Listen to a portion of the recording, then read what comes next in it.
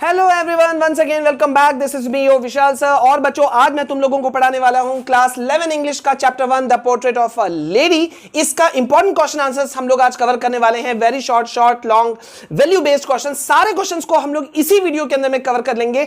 And yes, the most important thing, अगर तुम्हारे मन में यह आ रहा है कि सर इस चैप्टर का डिटेल वीडियो कहां है, तो वो मैं ऑलरेडी तुम लोगों को दे चुका हूं। अगर तुम लोगों ने नहीं देखा है तो देख लेना भाई, मैं उसका लिंक डिस्क्रिप्शन में डाल दूंगा। छोटा सा वीडियो है, 10-12 मिनट का है, लाइन बाय लाइन एक्सप्लेनेशन है, हिंदी में एक्सप्लेन किया है मैंने। सो तुमको कहीं से भी कोई दिक्कत का सामना नहीं करना पड़ेगा, ठीक है। अब बिना देरी किए हुए हम शुरू करते हैं, क्योंकि भाई इस बार का बोर्ड एग्जाम बहुत खास है। शॉर्ट, वेरी शॉर्ट, लॉन्ग, सब पे ध्यान रखना होगा और वैल्यू बेस्ड क्वेश्चंस पे तो एक्स्ट्रा ध्यान रखना होगा। तो हम जल्दी से शुरू करते हैं। और पहला क्वेश्चन वही है जो कि एज पर एक्सपेक्टेशंस है। देखो भाई, ये क्वेश्चन बहुत इंपॉर्टेंट है, मैं पहले ही बोल दे रहा हूं, ठीक है। अब यहां पे देखो, इस चैप्टर के दो मेन कैरेक्टर्स कौन है। पहला है खुशवंत सिंह, खुद वो ऑथर हैं, और वो इस कहानी में जो छोटा बच्चा था वो वही थे जो अपनी दादी के साथ रहता था। तो दो मेन कैरेक्टर्स, दादी और ऑथर, बच्चा, ठीक है। तो यहां पे पहला क्वेश्चन है, how does Khushwant Singh describe his old grand mother. Old grand mother को खुशवंत सिंह कैसे डिस्क्राइब कर रहे हैं। तो खुशवंत सिंह, यहां आंसर क्या है, Khushwant Singh says that his grand mother was so old that she could not get any older. उनका कहना है, मतलब इस वो उन्होंने डिस्क्राइब कैसे किया है कि भाई वो इतनी बूढ़ी थी ना कि मानो लगता था कि और इससे ज्यादा बूढ़ी नहीं हो सकती है। Her face was full of wrinkles. Wrinkles मतलब झुर्रियां। उनके चेहरा जो था ना वो झुर्रियों से भरा हुआ था। She was short, fat and somewhat bent. वो थोड़ी सी छोटे हाइट की थी, हल्की सी मोटी थी और वो बेंट थी। एज होने पे बूढ़े आदमी जो होते हैं, जो लोग होते हैं, वो थोड़ा सा झुकी जाते हैं। हम सबके साथ होता है, ठीक है। It was unbelievable to imagine that she had been once been young. और वो फिर आगे कहते हैं कि भाई ये इमेजिन करना पूरी तरह से मुश्किल था कि एक समय वो कभी यंग भी थी एंड प्रिटी, और वो बहुत सुंदर भी थी, एंड हैड अ हस्बैंड, और उनका एक पति भी था। मतलब ये सब चीज पे यकीन करना आसान नहीं होता है। The thought of her being a child once was also revolting to him. इतना ही नहीं, खुशवंत सिंह कहते हैं कि भाई दादी जवान थी, मतलब थी और बहुत सुंदर थी, इस पे तो यकीन करना मुश्किल है ही है, बल्कि उनको इस बात से भी हैरानी होती है कि वो भी कभी छोटे थे, ठीक है। तो यहां पे जो है वो ये पार्ट इन्होंने बड़े मजेदार ढंग से इन्होंने इसका जो डिस्क्रिप्शन दिया है वो दिया है। अब क्वेश्चन नंबर 2 पे आते हैं। Give a pen picture of the narrator's grandfather as he appeared in the portrait. अब यहां पे पहले भी तुमको पता है भाई, जो ग्रैंडफादर है ना, इस कहानी में उनका डिस्क्रिप्शन, डिटेल डिस्क्रिप्शन कहीं कुछ मिलता नहीं है। स्टार्टिंग में ही बताया जाता है कि भाई कोना में एक फोटो टंगा होता है और उसी में थोड़ा बहुत डिस्क्रिप्शन है। तो उस पे क्वेश्चन तुम्हारा आता है और आ सकता है, बहुत इंपॉर्टेंट है। जल्दी से देखो, the portrait of the narrator's grandfather hung in the drawing room. मैंने पहले ही कहा, ड्राइंग रूम में लटका हुआ था ग्रैंडफादर का पोर्ट्रेट। ही वॉर अ टर्बन मतलब पगड़ी, एंड लूज फिटिंग क्लोथ्स, और ढीले ढाले कपड़े, जो कि आमतौर पे पंजाबी लोग जो कपड़े पहनते हैं ना, ढीले ढाले कपड़े, वो पहने हुए थे। His long white beard gave him the look of a 100-year-old man who could have only grand children. और जैसा पोर्ट्रेट को देख करके लगता था कि भाई वो 100 ईयर बूढ़े, 100 साल के बूढ़े आदमी थे, और ऐसा लगता था मानो कि उनके सिर्फ ग्रैंड चिल्ड्रन ही हो सकते थे। मतलब पोते पोतियां, नाते नातियां ही हो सकते थे, बच्चे नहीं हो सकते थे। मतलब कहीं ना कहीं ऑथर ये कह रहे हैं, जैसे कि उन्होंने दादी में भी कहा, दादा में भी कहा, दोनों में एक जैसा बात कहा कि भाई बच्चे के एंगल से देखा जाए तो ऐसा लगता है कि जैसे कि ये लोग और बूढ़े इससे ज्यादा हो भी नहीं सकते, और जवान तो कभी ये लोग थे ही नहीं, ठीक है। क्वेश्चन नंबर 3 की तरफ बढ़ते हैं। What could the narrator not believe about his grand parents. Narrator जो है वो अपने ग्रैंड पेरेंट्स के बारे में क्या बात को बिलीव नहीं कर सकते थे, ठीक है। वही बात कि भाई वो लोग कभी जवान भी थे। यही एक लाइन है, वैसे आंसर मैं पढ़ देता हूं।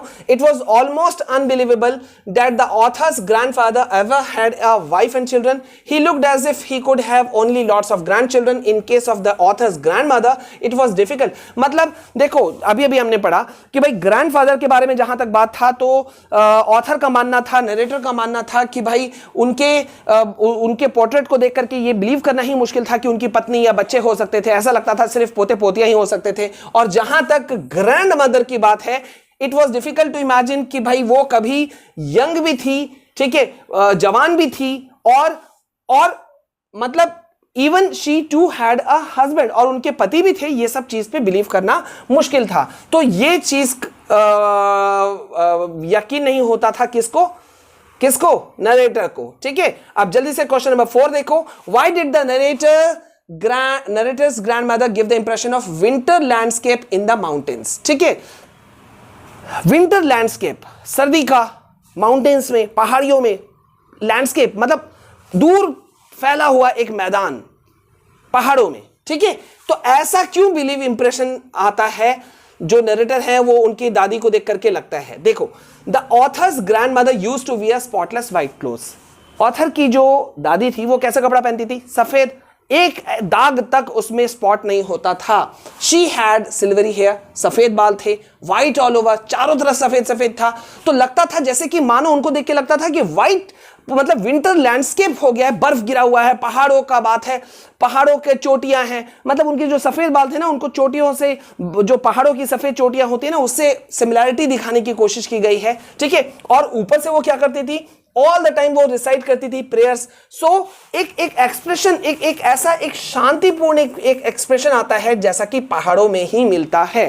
ठीक है, नेक्स्ट क्वेश्चन की ओर बढ़ते हैं। How did the old lady look after the narrator in the village? अब एक गांव के बात पर आ गए कि भाई गांव में जो ओल्ड लेडी थी यानी कि दादी जो थी वो नरेटर का देखभाल कैसे करती थी। ठीक है, तो the narrator was left to the care of his. देखो भाई वहां पे कैसे करती थी कि मैं सीधा यहाँ पे दिखाता हूं कि बहुत देखभाल करती थी। सुबह उठाने से लेकर के, खाना पिलाने से लेकर के, नहलाने से लेकर के, तैयार करने से लेकर के, स्कूल छोड़ने तक के बीच में, मतलब सब कुछ। इवन जब वो स्कूल में पढ़ रहे होते थे तो उस वक्त दादी जो है वो बगल के मंदिर में बैठी रहती थी और अपना चैंट करते रहती थी, प्रार्थना करते रहती थी। और जब छुट्टी होता था तो दोनों दादी पोता वापस साथ में आते थे। तो इस तरह से वो पूरा देखभाल करती थी। क्वेश्चन नंबर 6 पे बढ़ते हैं अब। Why did the grandmother feed dogs and birds in the village and then in the city?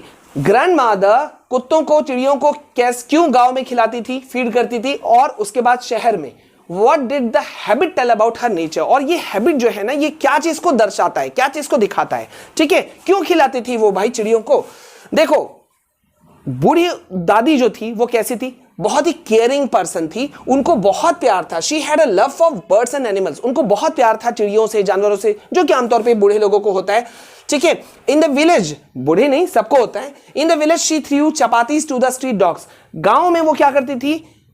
जो गली के कुत्ते होते थे, आवारा कुत्ते जो होते थे या गली के कुत्ते होते थे, उनको वो चपातीज खिलाया करती थी, रोटियां खिलाया करती थी। और शहर में जब उनको कुत्ते नहीं दिखे तो उन्होंने क्या किया कि उन्होंने चिड़ियों को खाना खिलाना शुरू किया, रोटी के टुकड़े खिलाना शुरू किए। ये शो करता है उनके अफेक्शन को।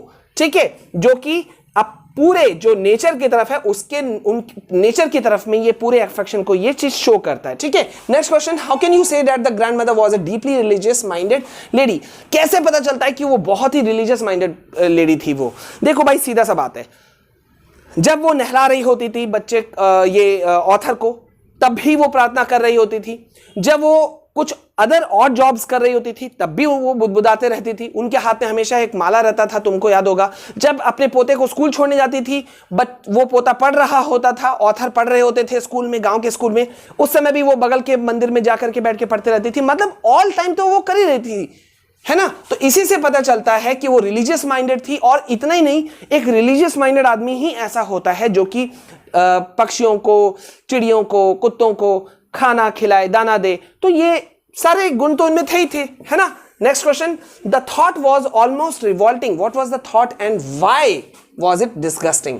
ठीक है, ये थॉट जो था, विचार जो था, वो विद्रोह कर देने वाला था। तो वो थॉट क्या था और ये अजीब क्यों था, समझो।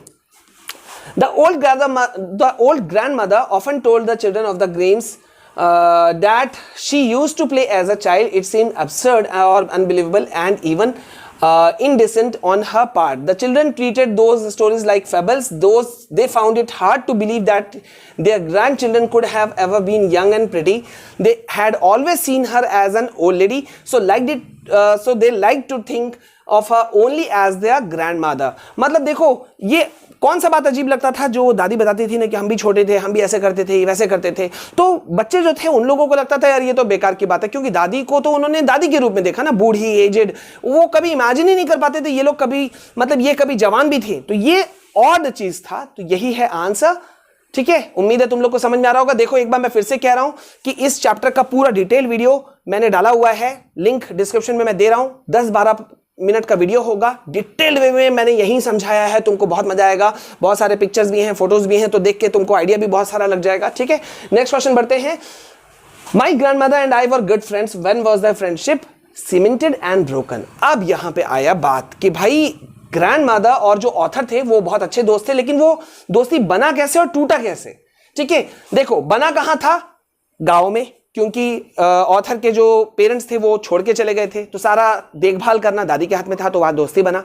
कहां टूटा, जैसे ही वो शहर गए, बड़े होने लगे ऑथर, दूरियां आ गई, वो टूट गया। तो यही चीज है इस पूरे आंसर के अंदर में, ठीक है। और एक और बात है ना भाई, जब शहर में चले गए, थोड़ा सोच के बताओ, जब शहर में चले गए ऑथर, तो भाई वहां पे इंग्लिश पढ़ाई होती थी, उसमें आर्किमिडीज प्रिंसिपल या कुछ और होता था, तो वो क्या पढ़ा पाती है ना, इसलिए एक दूरी आ गई। Question number 10, why did the grandmother accompany the narrator to the school. क्यों साथ छोड़ने जाती थी भाई, देखो बहुत ही केयरिंग थी वो, बहुत ही केयरिंग थी वो, और ऑथर जो थे वो छोटे बच्चे थे, उनकी जिम्मेदारी भी थी, तो उसकी उनके सेफ जर्नी के लिए और वापस स्कूल से ला सके और उस टाइम को अपने रूप में भी यूटिलाइज कर सके, इसी बीच में वो प्रार्थना भी करते रह सके, इसलिए वो जाती थी, अकंपनी करती थी नरेटर को जब वो स्कूल जाते थे। Next question, what made the grandmother unhappy in the city. क्या चीज है जिसने कि ग्रैंडमदर को शहर में जाकर के दुखी कर दिया या उदास कर दिया। देखो भाई, गांव में वो फ्री थी, ठीक है, गांव का माहौल वैसे भी बहुत अलग होता है, लेकिन शहर में क्या होता है, लोग अपने अपने से मतलब रखते हैं और वैसे भी वहां फास्ट लाइफ है, राइट। तो यही चीज हुआ। और एक और बात भी था, गांव में सबसे बड़ा सहारा था दादी के लिए उनका पोता, शहर में ये चीज हो गया उल्टा, कुछ नहीं, वहां पोता भी जाकर के एक तरह से बिछड़ना शुरू हो गया, क्योंकि वो इंग्लिश मीडियम स्कूल जा रहा था, मोटर से जाता था, पहले वो खुद स्कूल पहुंचाने जाती थी, अब शहर में वो मोटर गाड़ी आके ले जाने लगा, तो कहां से होगा। तो इन सब चीजों ने उन्हें दुखी कर दिया। नेक्स्ट क्वेश्चन है, what was the grandmother's attitude towards English education and music lessons at school. क्या सोचती थी वो भाई, उनको लगता था ये सब बेकार की बातें हैं, मैं शॉर्ट सिंपल वर्ड्स में कह रहा हूँ, उनको लगता था बेकार की बातें हैं। उनका मानना था कि भाई बच्चों को रिलीजियस होना चाहिए, अपने ट्रेडिशन से, अपने परंपरा से, रिलीजियस चीज़ों से जुड़े हुए रहना चाहिए, तो इसलिए उनको ये सब चीज़ बेकार लगता था। और बल्कि वो तो यहाँ तक सोचती थी कि music was meant only for beggars and prostitutes, कि सिर्फ भिखारियों के लिए बना रहता और प्रोस्टिट्यूट्स के लिए है म्यूजिक, उनको ये लगता था। बूढ़े लोग थोड़ा सा रिजिड होते भी थे, ठीक है, या होते भी हैं, कई बार वो रिजिड हो जाते हैं। Next question, what was the common link of friendship between the narrator and his grandmother and when was it broken. ठीक है, कॉमन लिंक क्या था, कॉमन लिंक क्या होता है, एक रूम था जहां पे दोनों साथ रहते थे, लेकिन जब शहर गए, शहर जाकर के जब लेखक बड़े होने लगे, स्पेशली जब वो कॉलेज में पहुंच गए, यूनिवर्सिटी पहुंच गए, तो उनको एक सेपरेट रूम दिया गया उनकी प्राइवेसी के लिए, और उनको पढ़ने के लिए भी थोड़ा एकांत चाहिए होता था, तो इसलिए वो जो कॉमन लिंक जो था वो था रूम, और वो टूट गया था बाद में जाकर के। नेक्स्ट क्वेश्चन है, how did the old grandmother kept herself busy in the city home. कैसे उन्होंने अपने आप को शहर के घर में बिजी रखा, कैसे बिजी रखा, शहर में तो कुत्ते मिलते नहीं थे, तो उन्होंने चिड़िया को दाना खिलाना शुरू किया, आपने चैंटिंग करना शुरू किया, अगल बगल के लोगों से मिलना शुरू किया, दिस इज हाउ। ठीक है, नेक्स्ट क्वेश्चन है, give a brief account of the grandmother's friendship with the sparrows in the city. कैसे उन्होंने दोस्ती बनाया। देखो भाई, मैं पहले बता चुका हूं, बार बार बोल रहा हूं, एक्सप्लेन हो गया होगा कि गांव में कुत्ते थे, शहर में वो चीज नहीं मिले, चिड़ियों को दोस्त बनाया उन्होंने, और उनके साथ में दोस्त हो गया। दोस्ती भी ऐसा कि भाई हजारों की संख्या में चिड़िया उनके पास आते थे, बैठते थे, लेकिन वो डरते नहीं थे दादी से। ठीक है, नेक्स्ट देखो, इन क्वेश्चंस को देख लो, कहीं कोई दिक्कत होता है तो मुझे बताना। And at her age, second question, next question, one could never tell what was it that one could never tell. मतलब ये क्वेश्चन में ना थोड़ा सा डबल मीनिंग छुपा हुआ है। यहां पे क्या बोल रहा है कि उनके एज में कोई कुछ कह नहीं सकता। क्या नहीं कह सकता, ये क्वेश्चन है, क्या नहीं कह सकता। ये कहने का क्या मतलब था ऑथर का, ये कहने का ये मतलब था भैया कि इस एज में हो सकता है कुछ हो जाए, मतलब मरने की बात सोच रहे थे ऑथर। तो यही चीज यहां पे इस क्वेश्चन के अंदर में है। ठीक है, आंसर में वही चीज है। Give a brief account of how the grandmother saw the narrator off the situation and then celebrated his homecoming. किस तरह से सेलिब्रेट किया था। ओके, ये सब क्वेश्चन इजी है यार। ठीक है, तो यहां देख लेना, ये क्वेश्चंस थोड़े से लंबे हो रहे हैं, मैं थोड़ा सा और आगे ले जाता हूं। लॉन्ग क्वेश्चंस तुम लोग को कुछ दिखा देता हूं। ये देखो, यहां पे लॉन्ग आंसर क्वेश्चंस हैं, 100 से 150 शब्दों में तुमको लिखना है, ठीक है। फुली एक्सप्लेन मैंने किया है, आई होप कि तुमको कहीं से कोई दिक्कत नहीं होगा। देखो एक क्वेश्चन मैं कर देता हूं, give a brief sketch, character sketch of Khushwant Singh grandmother on the basis of the portrait of a lady. बहुत बहुत बहुत इंपॉर्टेंट क्वेश्चन है यार, बोलने की बात नहीं है, तो तुम लोग भी समझ रहे होगे कि भाई कैरेक्टर स्केच करना है खुशवंत सिंह के दादी का। सारा चीज मैंने तुमको एक्सप्लेन किया हुआ है, मैं बार बार कह रहा हूं उस वीडियो को देख लेना। जो डिटेल्ड एक्सप्लेनेशन चैप्टर का मैंने दिया है, लाइन बाय लाइन एक्सप्लेनेशन है, डिटेल से मैंने बताया है, दादी के बारे में पूरा बात किया है। तो सारा कुछ जब तुम लिख लोगे ना, और जब ऐसे वर्ड्स होते हैं तो ये देखो, गौर कर रहे हो, ऐसा क्वेश्चन आएगा तो एक पैराग्राफ खत्म करने के बाद में दूसरा पैराग्राफ शुरू जरूर करना। डायरेक्ट पूरा मत लिख देना कि एक ही पैराग्राफ के अंदर में तुमने सारा आंसर सिमटा दिया, 100 वर्ड्स 150 वर्ड्स, ठीक है। और एक और बात याद रखना, जब भी तुम एग्जाम में होते हो, स्पेशली इन बोर्ड एग्जाम्स, तो वहां वर्ड लिमिट्स पे बहुत ही फोकस होता है। मतलब अगर तुमको 30-40 वर्ड्स के बीच में बोला तो मतलब 30-40 ही बोला, ठीक है। ये नहीं कि तुम आता है तो 60 वर्ड लिख दिया, 100 वर्ड लिख दिया, ऐसा नहीं होना चाहिए। वर्ड लिमिट का इज्जत करो, ठीक है। सेकंड क्वेश्चन देखो, describe how the bond of friendship between the author and his grandmother grew strong and then weak with the passage of time. समय बीता और कैसे उनका ऑथर और उनकी दादी का जो बॉन्डिंग था वो बढ़ा था और कैसे वो समय के साथ में ही टूटा भी था। तो यही चीज यहां पे है, मैंने डिटेल से भी बहुत सारे क्वेश्चन में समझाया, तो आई होप कि ये चीज क्लैरिटी हो गई होगी। नेक्स्ट क्वेश्चन देखो, draw a contrast of the lifestyle of the author's grandmother in the village and in the city, what could be the reason. Lifestyle में दादी का बहुत बदलाव आया था, गांव में अलग, शहर में अलग, तो वो क्यों हुआ था, कैसे हुआ था, ये सब हम डिस्कस कर चुके हैं अभी पिछले कई क्वेश्चन के अंदर में। एक बार देख लेना, मैं इसका पीडीएफ लिंक जो है मैं बच्चों डिस्क्रिप्शन में डाल दे रहा हूं, वहां से डाउनलोड कर सकते हो, नो इश्यूज एट ऑल। पढ़ो, प्रिंट आउट निकाल सकते हो, पढ़ो, और क्या क्या चाहिए वो मुझे जरूर बताना, ठीक है। इसी तरह से ये देखो, यहां कुछ वैल्यू बेस्ड क्वेश्चन भी मैंने दे दिया है, इसको भी एक बार देख लो, ठीक है। दिक्कत होगा तो मुझे जरूर पूछना। ये देखो वैल्यू बेस्ड क्वेश्चन आजकल बहुत इंपॉर्टेंट है भाई।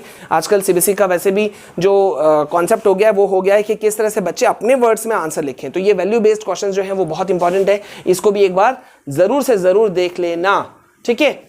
एक क्वेश्चन मैं तुमको बता दे रहा हूं, चलो एक क्वेश्चन देख लो कम से कम।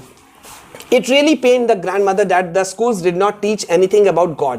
दादी को बहुत बुरा लगता था कि स्कूल्स जो हैं वो भगवान के बारे में नहीं पढ़ाते, साहित्य की जो धर्म ग्रंथ है उनके बारे में नहीं पढ़ाते। Should moral education be taught in schools? What do you think? तो यहाँ पे वैल्यू बेस्ड क्वेश्चन है ना, तो तुमसे पूछ रहा है कि भाई तुमको क्या लगता है, मॉरल बेस्ड एजुकेशन जो है वो स्कूल्स में पढ़ाना चाहिए या नहीं पढ़ाना चाहिए। ये तो तुम अपने वर्ड्स में भी लिख सकते हो, फिर भी मैंने एक ग्लिम्स दिया है, एक आंसर दिया है, ठीक है, पढ़ लेना, आइडिया मिल जाएगा।